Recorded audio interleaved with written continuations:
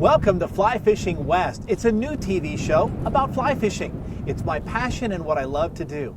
But the show is about more than just fly fishing. It's about the destination and the journey. If you're like me, you bring your friends and your loved ones along. But they're not always as passionate about fly fishing as you are. So what do you do with them while you're on the river all day? Well, this show explores all the fun things to do in and around some of the best fly fishing destinations in the West. Our first show is in San Francisco. We found a hidden fly fishing treasure in Golden Gate Park. But this is also a great tourist destination with more to do than we can show in one show. So sit back, relax, and enjoy Fly Fishing West.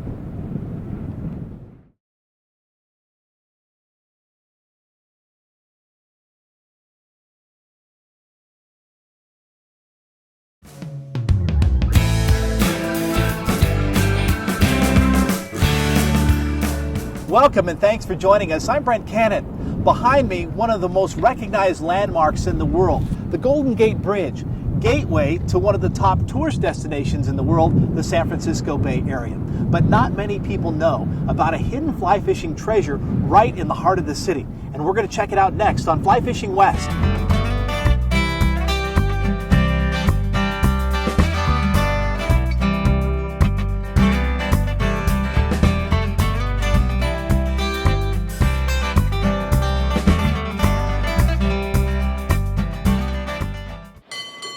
There are certain things San Francisco is known for, like its unique cable cars. Or maybe a stroll along Fisherman's Wharf for fresh Dungeness crab and sourdough bread. Or the hustle and bustle along the Embarcadero, where people from all around the world come to experience the city by the bay. There's more to see and do in this vibrant city than we can possibly cover in one show. But there is one place that fly fishermen will want to check out, the Golden Gate Angling and Casting Club. Nelson Ishiyama is just one of the impressive fly fishermen you might bump into on any given day at the world-famous casting ponds. Nelson is an avid fly fisherman and owner of Henry's Fork Lodge, a 5-star resort in Idaho. But he's local, he's known for his casting, and he's an expert on collectible bamboo fly rods. Or there's Bert Rances, a world-class spey caster. In fact, if you really knew who the angler next to you might be, it would be easy to be a little intimidated. But don't be. We found every angler we met to be friendly, hospitable, and helpful. Master Certified Casting Instructor John Phil not only showed us around the old clubhouse, he gave us a quick casting tip. When we're doing the roll cast, we want to have the rod handle across our hand diagonally. We want to have our elbow resting on a table. As we come back, we're slanting out at 1 o'clock and back to 1 o'clock. When we start, we come down with the elbow, stop, and out it goes. That's it. The club was completed in 1938. The entire complex, the building and the casting ponds, finished for about $1 million. The casting ponds host clinics and world-class competition, but they are open to the public. And with so much talent and knowledge at the club on a regular basis, manufacturers flock here too. Whether they make the latest rods, flies, or a vice grip, they want to hear what the experts have to say and get their input and critique. In a sense, this is kind of the epicenter of fly fishing in that a lot of the products we use all around the country emanate here or there's an influence out of here on them. Oh, absolutely, and that's true. There are people who have lived in San Francisco for 25 years and they don't realize these ponds are here.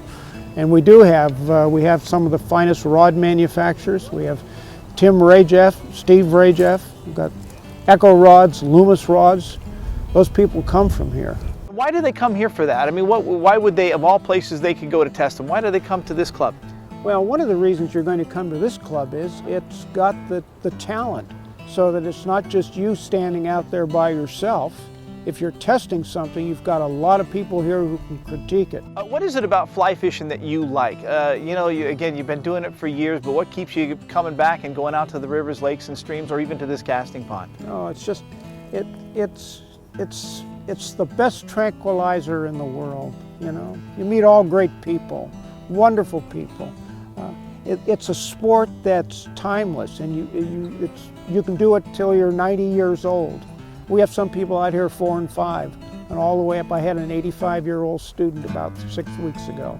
wonderful. In your mind, what's the perfect fish and the funnest catch for you? The funnest catch for me is a 16 or 18-inch rainbow. You know, just a fish out there that's just been in nature. It's a wonderful animal to catch. You catch him on a barbless hook, you bring him in and you respect him and he respects you and you let him go. Well, thanks for sharing your club with us today. I appreciate it. It's quite the gem right here in San Francisco, a major metropolitan area. Hey, thanks for coming by anytime. Coming up, we'll show you what San Francisco fishermen are bringing in from the nearby coastal waters. Plus, we take you for a ride on the famous cable cars and meet one of the multi-talented drivers. And we give you a taste of San Francisco's world-famous Ghirardelli chocolate when Fly Fishing West continues.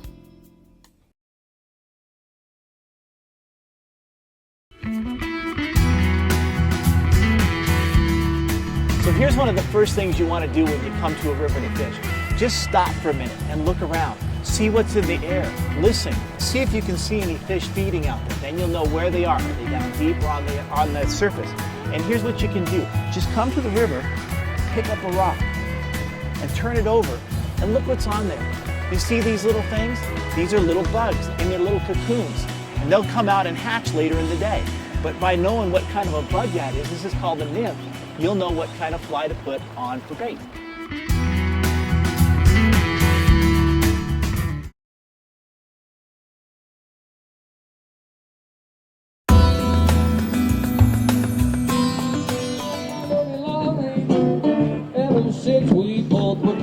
The Embarcadero, it runs the length of San Francisco's vibrant waterfront. Tourists enjoy the restaurants, souvenir shops, and local performers at Pier 39.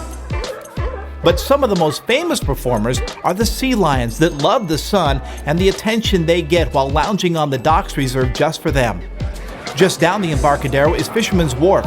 During crab season, local crab fishermen bring their haul to the docks, and from there it goes directly to local fish markets and restaurants. And you can't get much fresher than that. Oh, sir, yes, sir. This is fresh crab live for you. And we cook these for about 18 minutes. That's totally fresh. Where are they catching them? They're local right now. They're about maybe 15, 20 miles out here. And is it a good season this year? Yes, it is. They got some big ones. They got about 2.5, 3 pounders right here. They're big. Oh, elbow's probably about almost 3 pounds. Add a bread bowl with authentic San Francisco sourdough, and you have a true Bay Area treat. I just came from the airport straight down here. That was my first thing to do in San Francisco. Which is better, the chowder you're having or the San Francisco sourdough bread? I'd say the chowder is the better thing, but the bread isn't too bad either. Another iconic San Francisco treat, Ghirardelli chocolate and their famous hot fudge sundae. Come on inside, we'll give you a taste of what they do. The chocolates are as beautifully packaged as they are delicious. Ghirardelli is the nation's longest continuously operating chocolate maker. Inside the Ghirardelli Square store, some of the old equipment is still on display, giving visitors a sense of the care that was taken in producing a world-class chocolate. Well, Ghirardelli just celebrated our 160th anniversary. We are one of the few chocolate companies that actually go the 4-step process, which is from bean to bar. We start with our bean roaster. After we've selected all of the quality beans, we take it to our chocolate mill. So we use a unique roasting process for the intense chocolate taste. It all began more than 160 years ago when Italian confectioner Domingo Ghirardelli landed in San Francisco and set up the Bay Area's first chocolate manufacturing company. The process has been perfected and refined over the years, culminating in some of the smoothest, richest chocolate made. Of course, no visit to San Francisco would be complete without a cable car ride, and there's a station just down the street from Ghirardelli Square.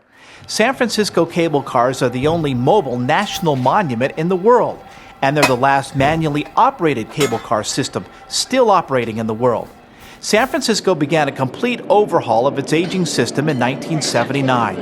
In its heyday, there were 23 lines. Today, there are 3, but they're still functional for commuters, although mostly used by tourists. And then there are the gripmen. They not only operate the daily routes, but you might say they serve as city ambassadors. They are operators, tour guides, and entertainers all rolled into one. Byron Cobb has been on the job 24 years. He even met his wife on the cable cars. Well, yeah, she's from Spain, so I met her on the car, got to talking to her, and it went from there. Most gripmen pride themselves on their unique bell ringing abilities. Each year there's a contest, and Byron has become somewhat of an all-star. And then they take the top 6 plus last year's winner, and we go down to Union Square, and then you show what you got. Bring your A game. I won 5 times, 3 times second, 3 times third. Can you give us a sample? Oh, sure, why not?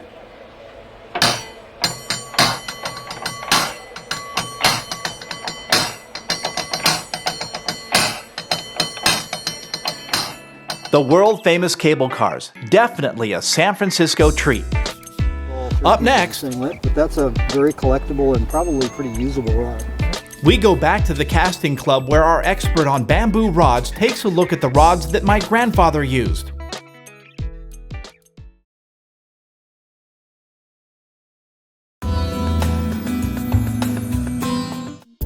Nelson Ishiyama is a businessman and an entrepreneur. He owns the famous Henry's Fork Lodge, a 5-star fishing resort in Idaho. But he's also a member of the casting club and an expert collector of bamboo fly rods. There's kind of a resurgence of bamboo rods, and Nelson loves them. As for most trout fishing, it's every bit as good as graphite in most situations. It won't cast quite as far, and it's not quite as good in the wind, but the beauty of it is they look nice, they smell nice, they feel nice when you cast them. They're more relaxed than graphite. Graphite is a very efficient material. Bang, the rod unloads in a hurry and the line gets there in a hurry. But if you like a nice, relaxed, sort of smooth feel, then bamboo really has that feel. And you also have this knowledge that one person put his heart and soul into making that thing, and no two rods are the same, even from the same maker. I had a couple of bamboo rods with me, and Nelson did an amazing job assessing their history and their value. What do you make of that? Well, that I can tell because it's square. It's only got 4 sides, whereas most bamboo rods have 6.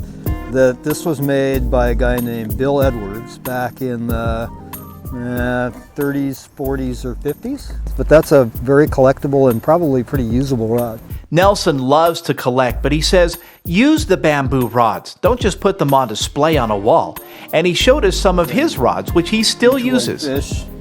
And this one was made by a guy named E.C. Powell, who's a famous rod maker who lived in Marysville in Northern California. So I collect these things because they're sort of local and because they're great rods. Up next, a final look at San Francisco when Fly Fishing West continues.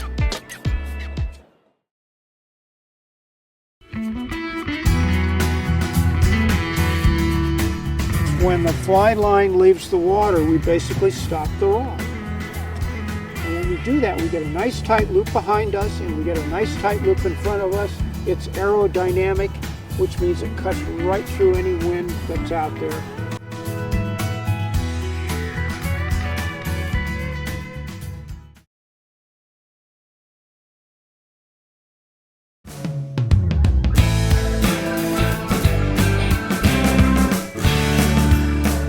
San Francisco is a top tourist destination because of all the wonderful things to see and do.